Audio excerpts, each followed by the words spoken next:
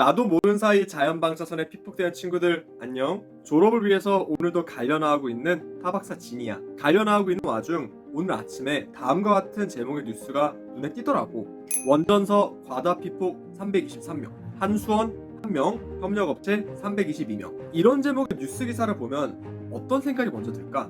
원전에서 근무하는 사람들이 방사선에 과도하게 노출되도록 한 원자력 발전소와 한수원, 그로 인해 많은 근무자들이 방사선에 의한 산업재해로 시달리고 있는구나, 이렇게 보지 않을까? 하지만 실상은 전혀 그렇지 않아요. 이번 기사를 볼 때마다 어떻게든 원자력 에너지의 흠집을 잡으려는 것이 보여서 아쉽고 화가 나기도 해.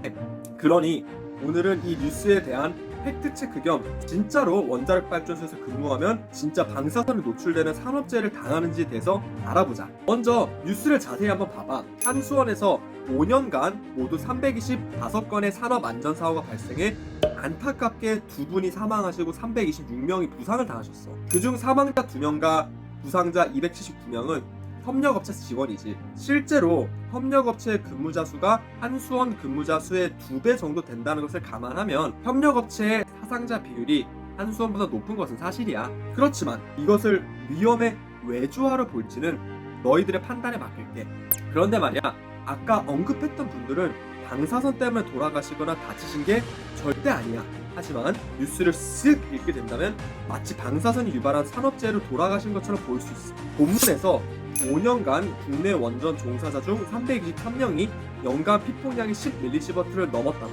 참고로 일반인 기준 자연 방사선을 제외한 인공 방사선 노출 허용량은 연간 1mS. 이걸 생각한다면 무려 10배나 많은 방사선을 받은 심각한 이슈로 비춰질 수도 있지. 그리고 협력사 직원 중 최대 피폭량은 49.67mS로 종사자 기준 선량 한도에 근접한 수치를 가진다고 하네. 여기까지만 읽고보면 마치 국내 원전 종사자 323명이 방사선 산재를 당했고 그들 중 단 한 명을 제외하고는 모두 협력업체 사람이니 방사선 피폭에 힘없는 협력업체 노동자를 내모는 한수원의 방사선 갑질로 보일 수도 있을 것 같아. 하지만 과연 그럴까? 산업재해를 명확히 정의해보자. 산업재해, 줄여서 산재는 노동자가 업무에 관계되는 건설물, 설비, 원재료, 가스, 증기, 분진 등에 의하거나 작업 또는 그 밖의 업무로 인하여 사망 또는 부상하거나 질병에 걸린 것을 의미해. 즉, 방사선에 의한 산재가 되려면 직접적으로 방사선에 의하여 부상 혹은 질병에 걸려야 해. 실제로 협력업체 직원의 산재는 방사선 노출의 의뢰서가 절대 아니야. 그런데 방사선 피폭당하면 암 걸릴 확률이 높아지는 거 아니냐고? 맞아. 그런데 암은 신체가 노화함에 따라서 자연적으로 걸릴 확률이 존재하거든. 그 말인 즉슨 방사선 피폭 때문에 암에 걸릴 확률이 증가했다를 이야기하기가 생각만큼 쉽지가 않다는 거지. 그렇다고 작은 피폭에 꾸준히 노출되는 것이 위험하다는 게 절대 아니에요. 다만 과학적으로 판단을 하기가 매우 어렵다는 거지. 연구 결과에 따르면 한 번에 100mS 정도의 방사선에 피폭이 되면 암 발생 확률이 0.5% 정도 증가한다고 해. 이것이 현재로서는 방사선에 의하여 암에 걸릴 확률이 유의미하게 증가한다고 알려진 가장 낮은 값에 해당해요. 그러면 이보다 작은 90mS, 50mS, 10mS에 노출이 되면 어떻게 되냐고? 그건 현재로선 아무도 몰라요. 그렇기 때문에 방사선 관련 업종에 종사하지 않는 일반 시민들에 대하여서는 매우 보수적인 인공 방사선 피폭 제한치를 국제방사선방호위원회는 제시하고 있어. 그 값은 1mS야. 암을 유발할 수 있는 가장 낮은 방사선량의 100분의 1인 거지. 그래도 위험하지 않냐고? 그럴 수도 있어.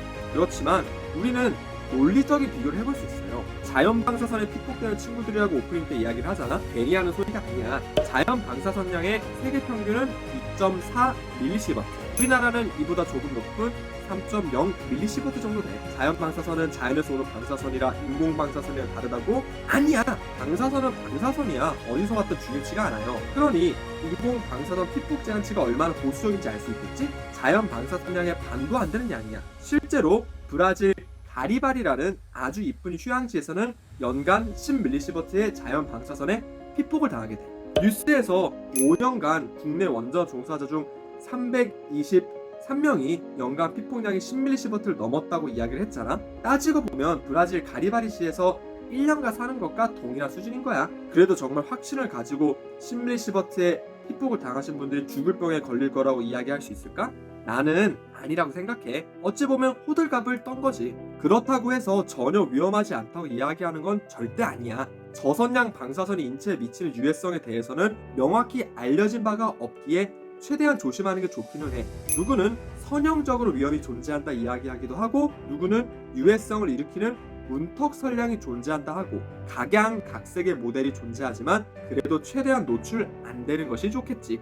그리고 협력사 직원 중 최대 피폭량은 49.67mS로 종사자 기준 선량 한도에 근접한 수치를 가진다고 했잖아. 우리나라는 방사선 작업 종사자의 연간 최대 허용 선량을 50mS로 제한을 하고 있어. 이 수치를 넘지 않는다면 제도적으로는 문제가 없다는 뜻이야. 그러니 기사에 악의적으로 짜집기한 산업재해와 방사선 과다 피폭은 전혀 상관이 없는 것이야. 기사에 나와 있는 산업재해, 방사선 과다 피폭이 포함되지 않는다고. 또한 한수원에서 일하는 협력업체 노동자분들이 받는 피폭량이 상세히 모니터링이 되고 있고, 법으로 제정한 한계 선량을 넘기지 않도록 주의를 기울이고 있다고 볼 수도 있는 거지. 참고로 담배를 피우면 담배에 들어있는 폴로늄 210에 의한 피폭을 받거든. 화학적으로도 독이고 또한 어마무시한 방사선을 내뿜거든. 담배 한 갑을 1년 동안 피우면 무려 약 100mS의 피폭을 당하게 돼. 우리나라 방사선 작업 종사자 분들의 한계 선량의 2배를 받게 되는 거지. 마지막으로 EU에서 조사한 에너지 원별 중대사고 치명률을 조사한 결과를 가져와 봤어. 참고로 EU에는 탈원전을 선언한 독일과 원전으로 전기의 대부분을 만드는 프랑스와 같이 속해 있는 거 알고 있지? 그렇기 때문에 가장 덜 편파적인 자료라고 볼 수 있어.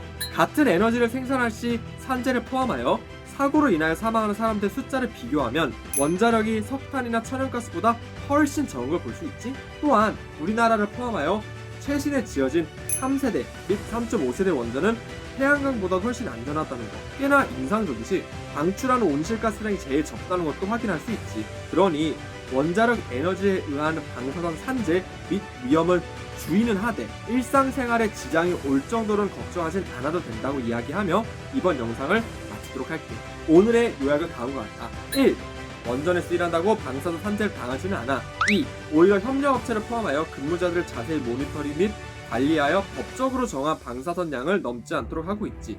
3. 방사선 맞고 암에 걸릴 확률이 높아지려면 적어도 한 번에 100mS에 해당하는 방사선에 노출되어야 해. 4. 일반 대중들에 대한 연간 인공 방사선 허용치는 1mS, 방사선 작업 종사자분들은 연간 50mS로 꽤나 보수적으로 잡혀져 있어. 5.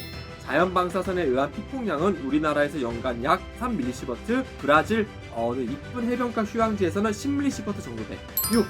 담배 피면 연간 100mS 피폭을 당해. 7. 연간 10mS 넘게 받았다고 방사선 위험으로 사람들을 내몬다고 뉴스에서 이야기하는 거는 뇌절을 좀 시게 하는 거라고 난 생각을 해요. 솔직히 연간 10mS 이하의 피폭량이면 나는 문제가 없다고 생각하긴 하지만 그건 우리가 각자 판단할 문제이니 스스로 판단해 보았으면 해요. 진짜로 방사능 위험인지 아니면 다분히 의도를 가지고 방사능 괴담을 퍼뜨리는지 알 수 있을 거야. 오늘도 이야기 들어줘서 고맙고 구독과 좋아요, 알림 설정 부탁할게. 그러면 다음 시간에 봐요.